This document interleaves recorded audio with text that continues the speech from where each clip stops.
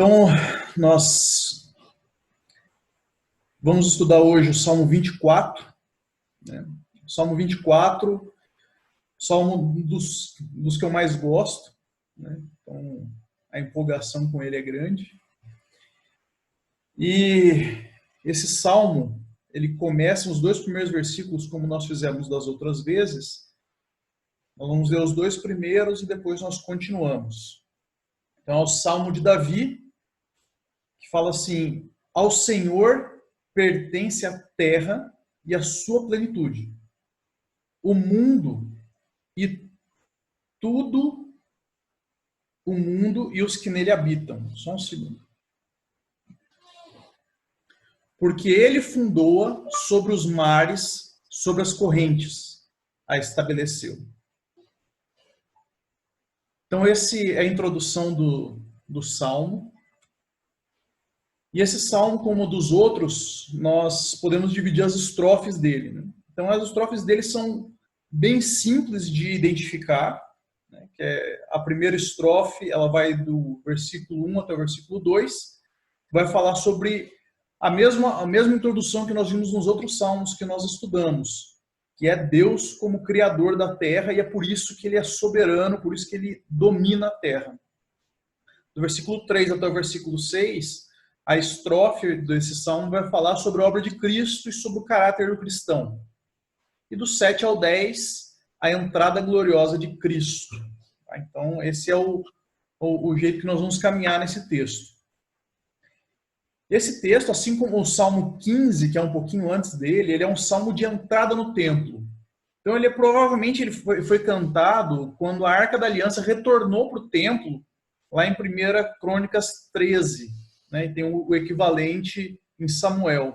Então, quando o povo recuperou a Arca, eles estavam felizes que a Arca estava voltando para o templo, eles cantaram esse hino. Então, quando ele fala do Rei da Glória entrando na cidade, eles estão raciocinando com aquele fato histórico. A Arca da Aliança, que representava a presença de Deus, entrando na cidade. Tá? Logo no início da igreja primitiva, os cristãos eles começaram a associar esse salmo com a ascensão de Cristo ao céu, quando Cristo voltou para os céus, né? Então, esse salmo é da entrada triunfal de Cristo de volta ao céu. Tá? E esse salmo ele é uma canção que ele geralmente era cantada com perguntas e respostas. Então, ele tem vários coros, várias vozes, em que o sacerdote muitas vezes falava uma frase e o pessoal respondia, né? O coro respondia. Então, ele tem esse diálogo dentro dele que é bem temático, de várias vozes conversando. Tá? E lendo os livros de estudo do pessoal do povo judeu, a gente entende que esse salmo ele era cantado aos domingos, como parte da liturgia da cerimônia. Então, aos domingos, né, o pessoal ia lá fazer os sacrifícios, ia fazer as ofertas, eles cantavam esse salmo, Salmo 24. Era um dos que eles cantavam no domingo, né? Então, ele tem essa temática. Tá? O texto ele começa falando sobre, invocando novamente Gênesis, né? Deus criando a terra. Né? Então, como a gente estava conversando nos outros salmos também, ele é uma poesia típica. Então, ele é repetição e paralelismo. Ele tem várias dessas idas e vindas, né? Repetir e repetir com sinônimos para dar a ênfase e o ritmo da poesia judaica. Tá? Então, ele era cantado em conjunto com o povo e o povo ia repetindo esses pedaços. Tá? Então, esse primeiro pedaço que a gente está vendo aqui, que é o versículo 1 e 2, que vai falar da criação, ele tem essa repetição, ele era cantado em coro, né, pelo que a gente entende da estrutura do texto. Observa aqui eu separei as linhas dele, e olha como repete o salmo. Ao Senhor pertence a terra e sua plenitude, ou seja, tudo que há, o mundo e os que nele habitam. Então ele repete a mesma coisa, ou seja, toda a terra pertence a Jeová, ao Senhor. Lembra quando ele está com o Senhor com letra maiúscula, quer dizer o nome de Deus, Jeová. Então, o que pertence a ele? A terra e tudo que existe nela. né? Ele vai fazer essa repetição no verso 1º. E no 2º ele faz a mesma repetição. Por que que a terra pertence a Deus? Porque ele que fundou a terra, né? Então o salmista aqui ele ressalta que Deus não é só o Deus de Israel, como muitas vezes eles entendiam, né? Ele fala que Deus é o Deus de toda a terra. Tudo que existe é dele, né? Por quê? Porque foi ele que criou, né? Sobre os mares, sobre as correntes, ele estabeleceu a terra. Então, eles voltam sempre para Gênesis para trazer essa autoridade de Deus sobre a terra e sobre o seu povo. Tá? Então, esse é a primeira parte do verso, essa introdução que era cantada em coro. E aí o sacerdote vinha e puxava a primeira pergunta, né? A primeira voz. Quem subirá ao monte do Senhor? Quem vai permanecer no seu santo lugar? Ou seja, quem que vai conseguir entrar na presença de Deus? Né? E essa pergunta ela se repete em vários outros salmos. No 15, por exemplo, em outros que nós já estudamos, sempre tem esse questionamento. Como que eu vou fazer para entrar na presença de Deus? Como que eu, que sou pecador, porque quando eu olho para Deus, como nós vimos no Salmo 90 e em vários outros salmos, eu olho para Deus, eu percebo que eu sou pecador. Então, como que eu vou entrar? Né? Então, essa é a pergunta recorrente nos Salmos. Quem entrará? E você pode observar que no versículo 13 ele está falando no futuro. Ou seja, quem que subirá ao monte e vai conseguir permanecer lá? Ou seja, quem que consegue, quem tem coragem de fazer uma coisa dessas? Quem que ousaria entrar na morada do Senhor? Então, para o judeu, ele tinha a ideia da morada do Senhor, do lugar onde Deus está, como sendo o Santo dos Santos no tabernáculo, onde o sumo sacerdote entrava uma vez por ano e ainda entrava com uma cordinha no pé, porque se ele entrasse com pecado e morresse lá dentro, ele tinha que ser puxado para fora. Então eles têm essa ideia de que é um lugar que não é acessível. Essa ideia de que Deus está ali entre os querubins na tampa da arca e quem que vai conseguir entrar lá dentro? Né? Então, essa é a pergunta que reside na mente do judeu, inclusive por muito mais tempo que depois desse fato. Né? Por exemplo, quando Jesus Cristo vai conversar com a mulher samaritana, o que ela pergunta para ele? Aonde que eu devo adorar a Deus? Quer dizer, onde que ele mora de verdade? É lá no templo em Jerusalém ou no Monte Sião? Né? O que Cristo responde? Que vai chegar a hora em que Deus vai fazer morada na igreja. Vai fazer morada nos cristãos. Você vai adorar a Deus em espírito e em verdade. Então, a verdadeira morada de Deus é na sua igreja invisível e verdadeira, que são os cristãos. Faz morada no coração. Essa é ilustrada, a morada de Deus é ilustrada no templo de pedra. Né? Mas eles sempre se preocuparam com essa ideia de como que eu vou ter acesso a Deus, como que eu vou conseguir chegar na presença de Deus. E aí o salmista responde no versículo 4, que também é uma voz, o sacerdote que respondia. Um sacerdote perguntava, quem que vai ousar entrar na presença de Deus? E aí o sacerdote, outro sacerdote, ou mesmo, né, dependendo do lugar da liturgia, ele respondia, quais são os requisitos para eu entrar na presença de Deus? Tá? Então ele vai levantar 4 características. Primeiro, ele é aquele que é limpo de mãos. Limpo de mão é aquela pessoa que não fez nada de errado. Absolutamente nada. Ele não erra, ele não transgrediu a lei do Senhor, ele não fez nada. Quando fala de mão, ele está falando de ação. Né? E a palavra limpo no original, ela remete à ideia de inocente. Aquele que não é culpado. Então, quem que vai conseguir entrar na presença de Deus? Primeira característica, eu não posso ser culpado de nada. Não posso ter transgredido em nada a lei.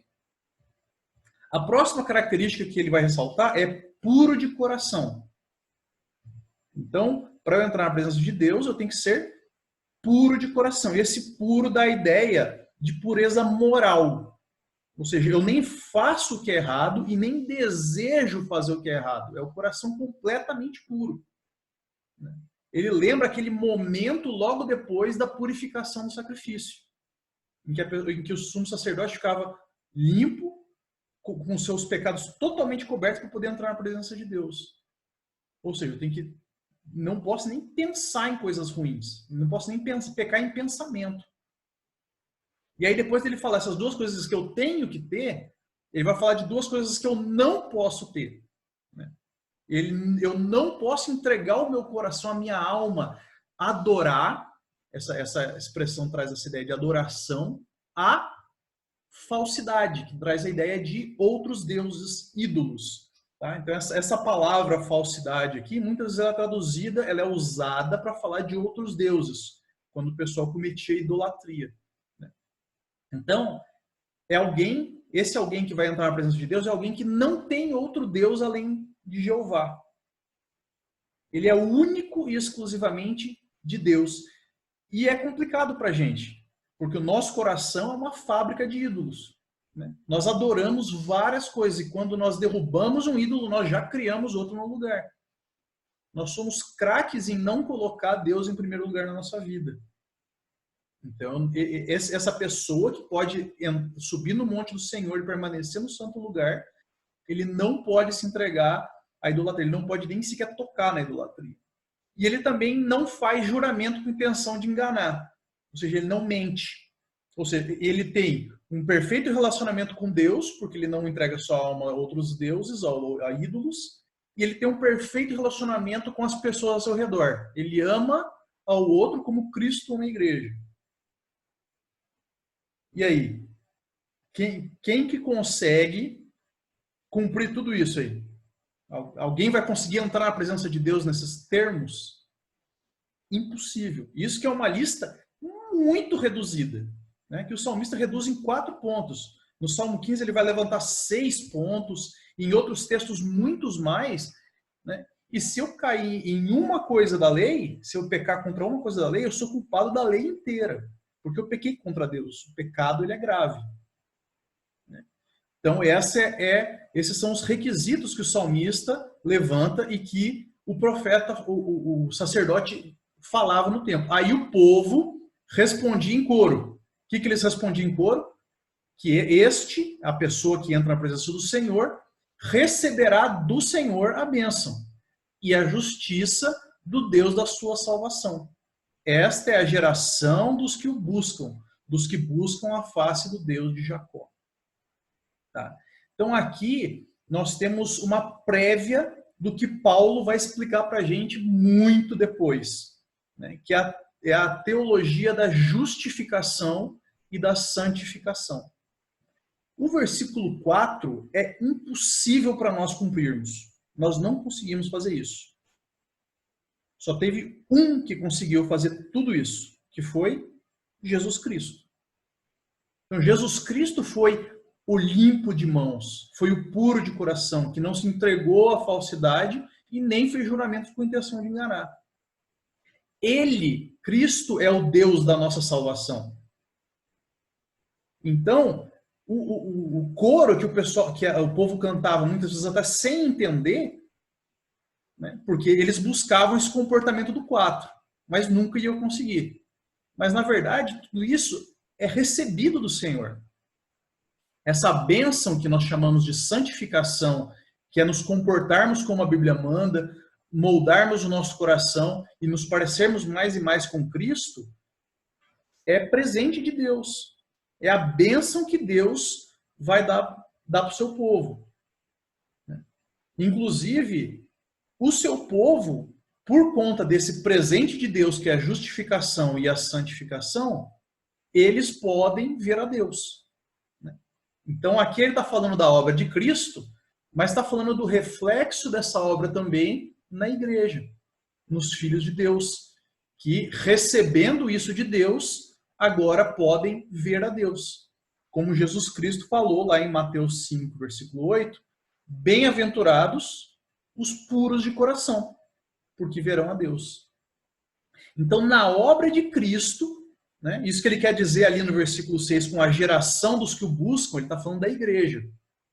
Então, na obra de Cristo, é que o versículo 4 é cumprido. Essa é a teologia da justificação. O meu pecado é transferido para Cristo e ele paga o preço pelo meu pecado. E a boa obra, a justiça dele, tudo que ele fez no versículo 4, é dado para mim. Para que eu seja aceito na presença de Deus. Não pelo que eu fiz, por nada do que eu fiz. Única e exclusivamente pelo que Deus fez. Por isso que o texto fala: este receberá do Senhor a bênção, que é a santificação, e a justiça, que é a justificação, do Deus da sua salvação.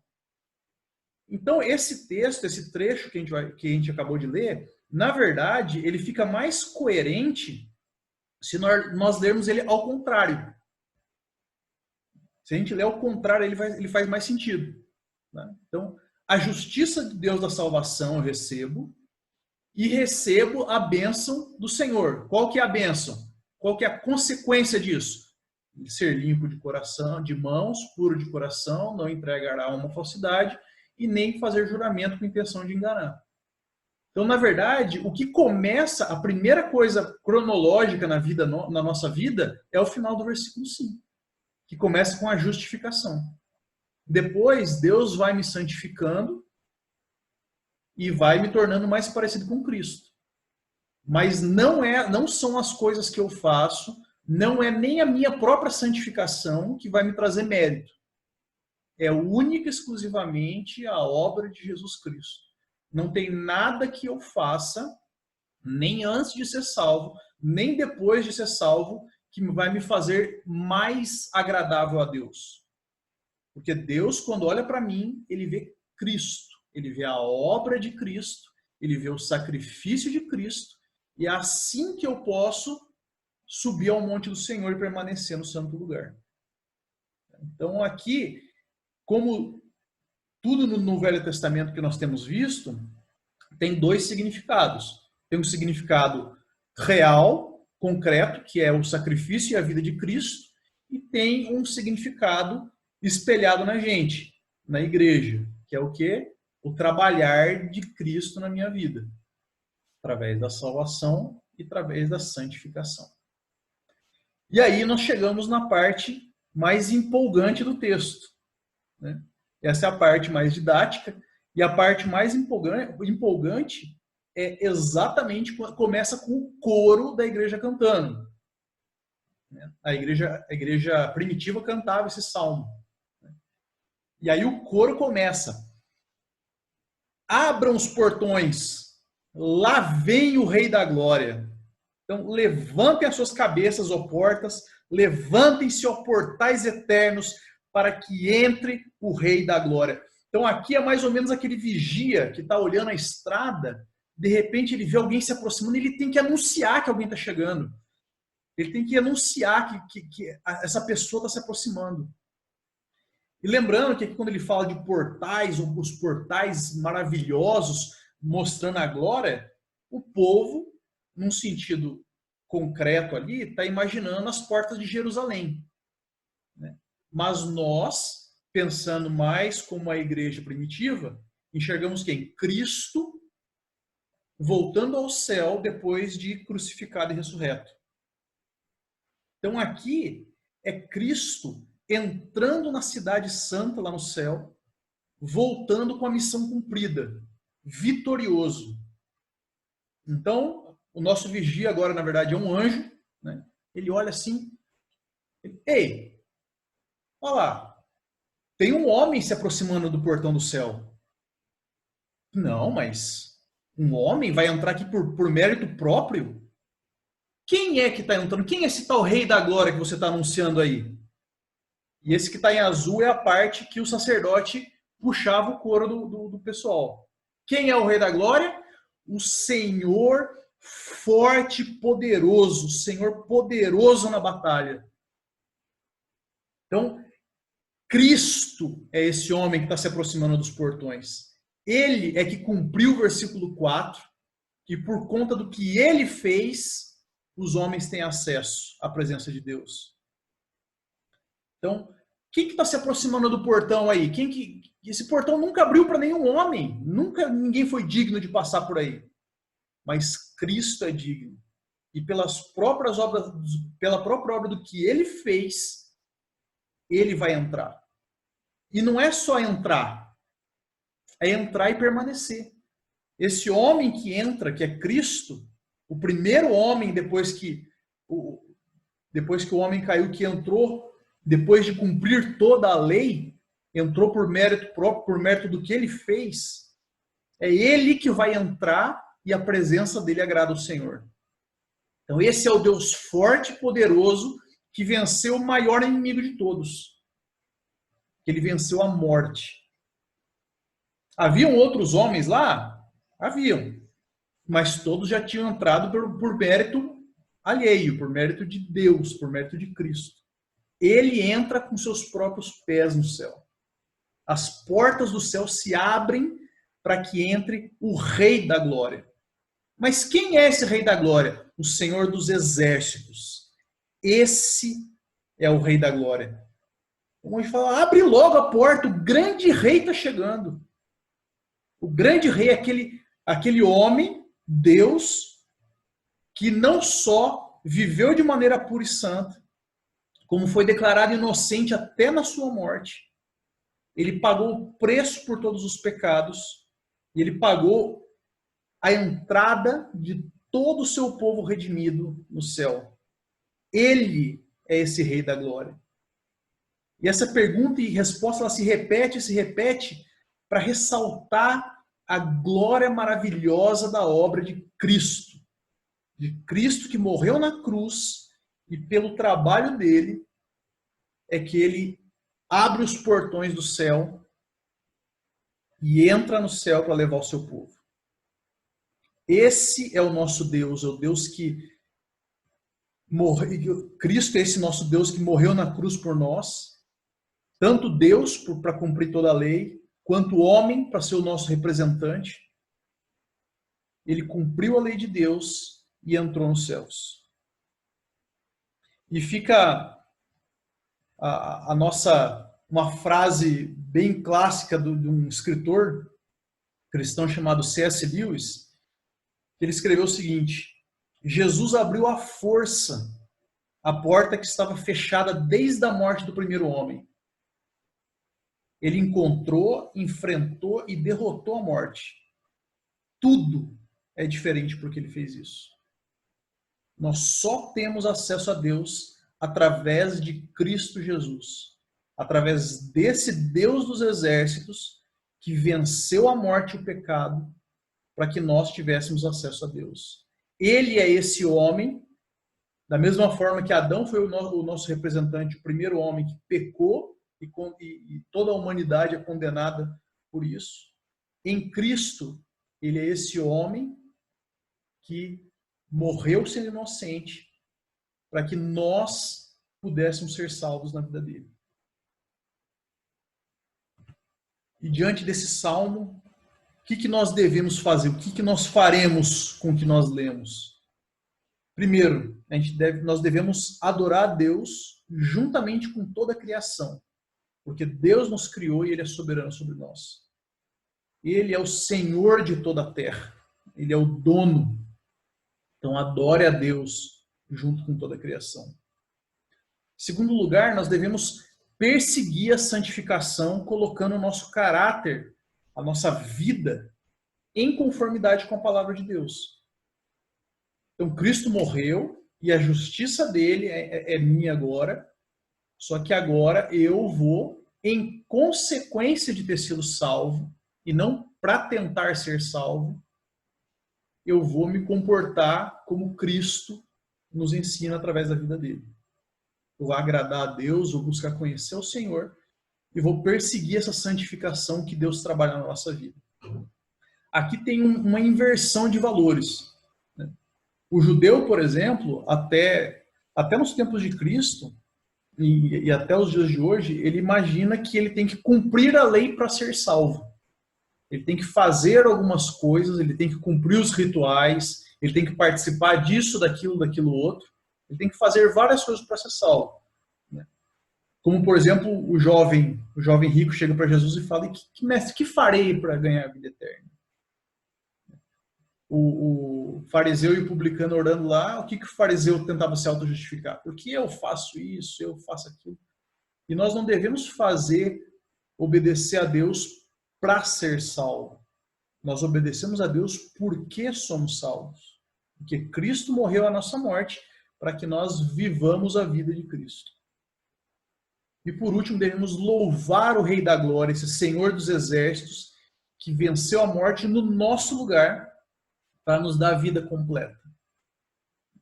Então, a ilustração desse Senhor dos Exércitos que venceu a morte no meu lugar é mais ou menos a história de Davi e Golias, que é uma figura do que Cristo fez por nós. Tínhamos um inimigo que ninguém conseguia vencer, né? Do mesmo jeito que Golias representava um inimigo para o povo de Deus, que ninguém conseguia encarar ele.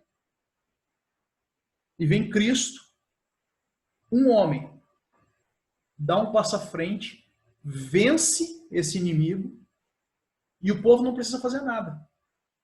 O povo só comemora a vitória.